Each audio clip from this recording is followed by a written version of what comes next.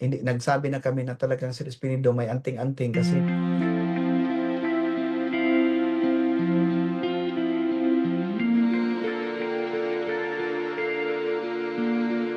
sila mismo magsalita, sir, ako sir, kami sir, grupo namin taga mga ex-army, mga ex-ranger, CAFGO, taga Mindanao kami sir. Kuha kami sir, sabi sa'yo, inutosan kami ni Kerwin, may mga kuha kami, may mga picture mo, puntahan sa inyong bahay. We going to your house and 3 times, yung isa nagsabi 3 times. First, pinuntahan namin kasi may information na you are very easy target, soft target in the church every Friday and Saturday, Wednesday evening, Friday evening. But when we go there, there are so many police outside in the church na wala man akong police, ako man lang ang mga brethren ang kasali. So that's the power of God, Sir Don, ba na parang Amen. sa Bisaya pa mata tabunan ba ang mata, like nahitabo sa kay Samuel, Prophet Samuel, no, na ganun ang daming tao pero na gustong papatay sila, hindi sila nakita. So ganun mga patriarchs na naka-experience din ganun, na-experience yan ko din, but at the time hindi ko alam. Wala akong alam na ganun pala ang pero nung mag surrender na yung mga tao na ganun, na kung ano ko ba, how great, my God talaga. Ganun ba? Pangalawa sir, pinuntahan ka namin sa bahay niyo, ang dami din mga polis sa gate.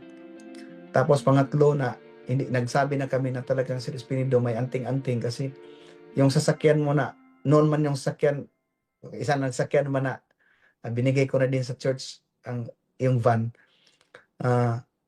papunta ng Ormoc, isa lang agian daanan yung sir doon papunta ng Ormoc from our barangay.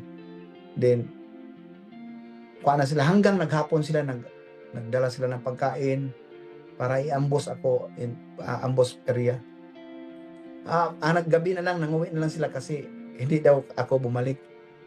So mag-smile na ako grabe.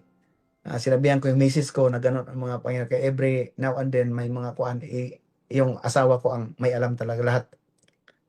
So sinabihan ko na talagang magkuan tayo, pakabait talaga tayo sa Panginoon kasi ang daming pagkakataon na tayo pinoteksyonan ng Panginoon na hindi natin alam pala na tayo mamatay na at the time, inambos na, pinasok na, but because our faithfulness to our God, maiba talaga. Ganon gaganda ang Panginoon natin, and that is very true to me, and I prove it because I experienced. Grabe talaga na makasabi ako, grabe, hindi madibati, not debatable talaga pag Panginoon ang pag-usapan.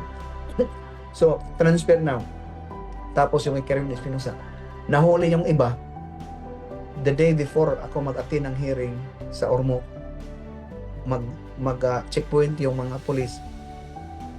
The day after mahuli ng police, magdala ng 45. While I assigned Sir Don in Ozamis, nag-attend din ako ng hearing. I attended the court hearing sa Ormoc kasi marami tayong nahuli sa Region 8.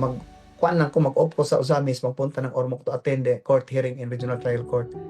But din ang pagdating ko, may mga information sa police, mga chief of police, sir, Joby, ikaw magsabi ka talaga, magpunta ka dito kasi kahapon naka-search kami sa city, malapit sa court.